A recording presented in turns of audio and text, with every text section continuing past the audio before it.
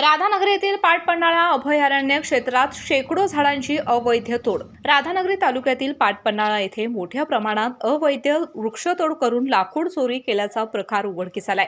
विशेष म्हणजे ही वृक्षतोड खासगी क्षेत्रासह वन्यजीव विभागाच्या हद्दीमध्येही झाल्याचं पाहणीमध्ये स्पष्ट झालंय।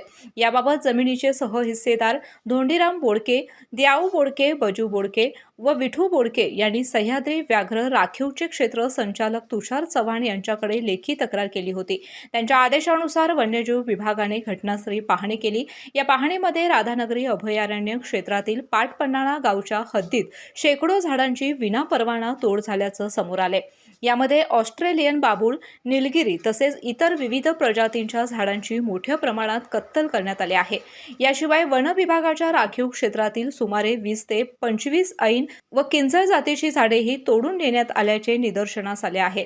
वन्यजीव विभागाच्या सहाय्यक वन संरक्षक प्रियांका भवर यांनी पथकासह पंचनामा सुरू केला असून संपूर्ण माहिती घेतल्यानंतरच अधिकृत प्रतिक्रिया देण्यात येईल असं त्यांनी सांगितलं। दरम्यान वन विभागाकडे वारंवार तक्रार करून देखील योग्य दखल घेतली नसल्याचा आरोप माजी सरपंच बाबूराव बोडके यांनी केला आहे।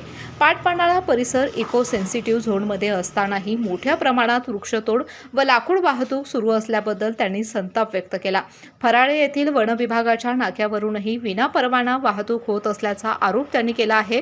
या प्रकरणाची सखोल चौकशी करून दोषीवर कठोर कारवाई करावी अशी मागणी शेतकरी व ग्रामस्थांकडून होत आहे।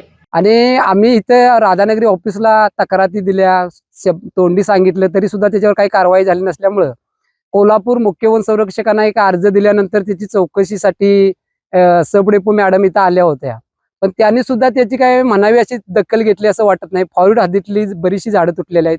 फॉरवर्ड मधनं जीसीपीच्या सहाय्याने रस्ता करून आता अंबाबाई मंदिरपाशी फॉरवर्ड 24 तास गेट नाका आहे, त्या नाका तिथं चालू असताना सुद्धा हा 10 टायर गाडी, 6 टायर गाडी, ट्रॅक्टरनं माल जवळजवळ 10 ते 15-20 ट्रक लाकूड गेलेला आहे।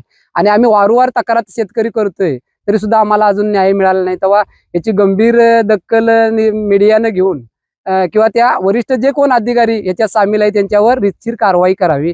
केके न्यूज साठी राधानगरीहून मिलिंद कांबळे। बाळ, फ्रीजमधून श्रीखंड काढ ना। आम्ही पूर्वी घरीच बनवायचो श्रीखंड, त्याची चवच वेगळी होती। आता काय सगळं रेडीमेड।